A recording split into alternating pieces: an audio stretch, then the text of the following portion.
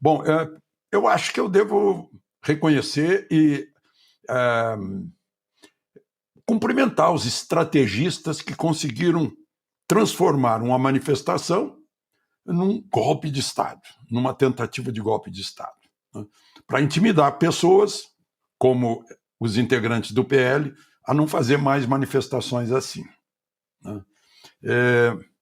Nós conhecemos, eu estou em Brasília há quase meio século, todas as vezes que houve invasões.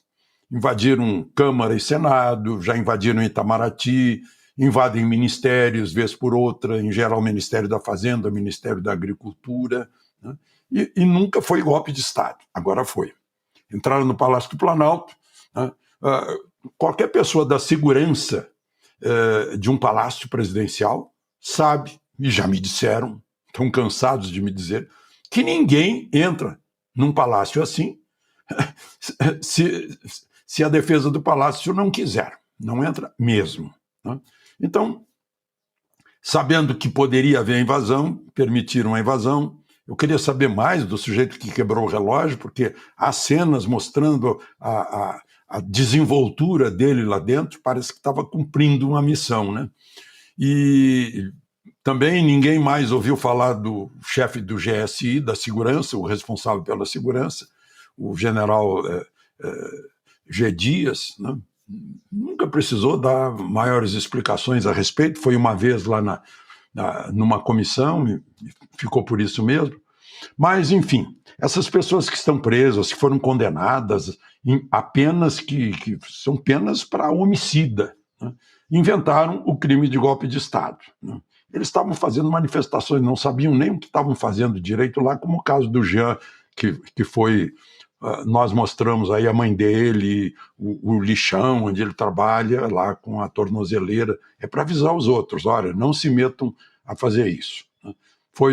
No dia, eu disse, olha, foi uma catarse, foi um desabafo, eles ficaram lá isolados na frente do QG por meses e aí tiveram esse desabafo. Desabafariam e acabaria por isso mesmo. Não haveria nenhum golpe de Estado. Não tinha ninguém para sentar na cadeira do presidente Lula, não tinha ninguém armado, não tinha ninguém para dar garantia militar a uma tomada de poder, né? O próprio ministro da Defesa já disse isso. Mas isso é óbvio, né? Não precisa ser ministro da Defesa para perceber isso. Então, aí o que temos é isso, né? Agora, outro registro que eu queria fazer. Eu vivi a anistia ampla, geral e restrita em 1979. E hoje eu vejo as pessoas que foram beneficiadas pela anistia fazendo o contrário. Sem anistia, né? Para esquecer, para construir o futuro e esquecer o passado, como me disse o Leonel Brizola. E eu vejo que essa bandeira vai mudando, né? Em maio de 68, lá em Paris, né? É proibido proibir, foi o slogan de maio de 68. Caetano Veloso usou numa música no festival daquele mesmo ano, em setembro, lá no Maracanãzinho.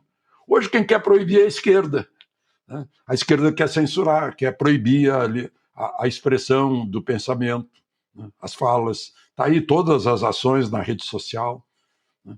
Então, é bom a gente pensar sobre essa inversão que vai prejudicar a esquerda, porque a direita está tomando essas bandeiras, nacionalismo, defesa da Amazônia, né?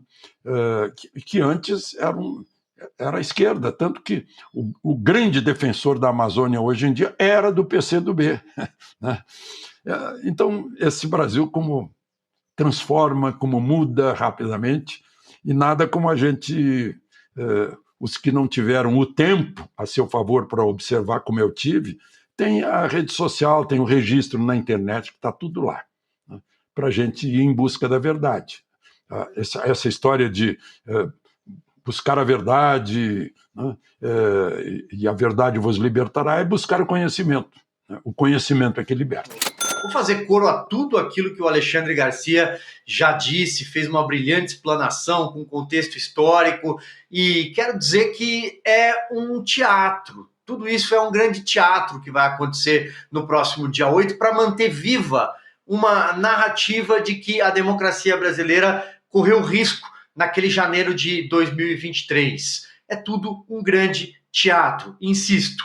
É claro que naquela data, naquele domingo, que terminou de uma forma muito ruim, que ninguém gostaria, nem nós que jamais apoiamos vandalismo e depredação de prédio público-privado, ou muito menos a ameaça a qualquer CPF, seja uma autoridade ou simples pagador de impostos, muito menos. Mas foi um tumulto, como disse José Múcio Monteiro, ministro da Defesa, como esboçou Nelson Jobim, também ex-integrante do Supremo Tribunal Federal e ministro de governo também, depois um recuo, talvez ali um tanto quanto tácito, mas foi um tumulto.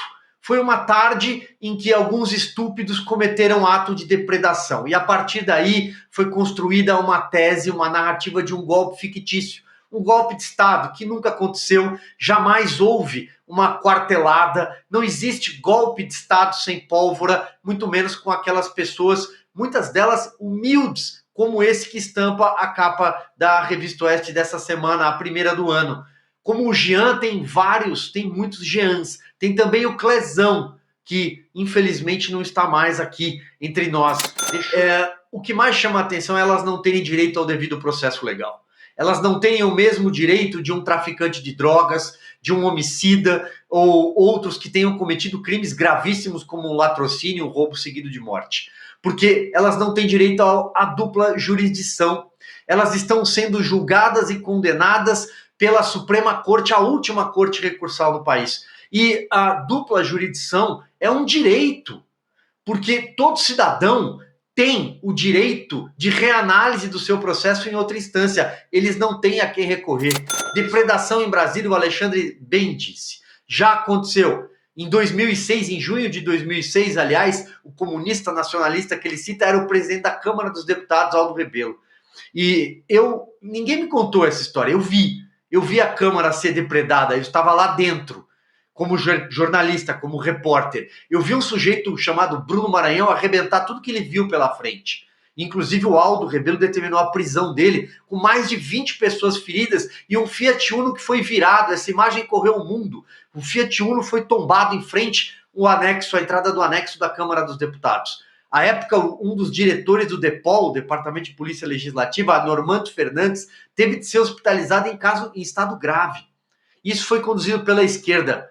Não houve nada com essas pessoas, não aconteceu nada com eles, que agora esses tantos brasileiros que, repito, estavam no lugar errado, na hora errada, estão passando. E para finalizar, quando a gente fala do sem anistia, é importante lembrar que já foi dito aqui em 1979, a anistia concedida pelo presidente Figueiredo, o PT nasce em 1980, no ano seguinte. Se não fosse a anistia, nem o PT, nem essas pessoas que hoje bradam estariam na política. Talvez não estariam nem no Brasil. Adriano, eu queria pegar exatamente uma frase que o Alexandre disse sobre que ninguém entra no palácio se não for autorizado. A mesma história aconteceu aqui no Capitólio, no histórico 6 de janeiro. A mesmíssima coisa. Ninguém consegue entrar no Capitólio. Imagina, né? Um dos lugares mais vigiados da nação mais poderosa do mundo. Ninguém entra se as portas não forem abertas. E foi exatamente isso que aconteceu também em Brasília. O que acontece de diferente é que aqui, em 2022, nas eleições de midterms, aquelas eleições de meio de mandato, foi trocada a Câmara, a maioria, a liderança foi para o Partido Republicano, e aí o Partido Republicano teve acesso às imagens da tal invasão, com muitas aspas mesmo, invasão do Capitólio, e, para surpresa de poucos, as portas foram abertas. Então, diante disso, Adriana, nós continuamos perguntando, além de onde estão as imagens de um aeroporto na Itália, onde estão as imagens da invasão do ato terrorista do 8 de janeiro em Brasília? Como, por exemplo, o questionamento também que não foi respondido, o que aconteceu com aquele fotógrafo da Reuters? Ali dirigindo, agora o senhor vai para cá, agora o senhor chuta a porta, isso, volta, chuta de novo. O que aconteceu com essa gente? Ou seja, a nossa capital, que é tão vigiada por dezenas e dezenas de câmeras, nada. Simplesmente vamos dar de ombros. As imagens foram apagadas, as imagens sumiram e fica por isso mesmo. Enquanto isso, nós vemos pessoas inocentes sendo condenadas a anos de prisão. Eu vou repetir aqui um pedacinho da nossa reportagem de capa. A dona Vildete Ferreira, 73 anos, 12 anos em regime fechado. A diretora de escola Iraci Nagoshi, 71 anos, 14 anos de regime fechado.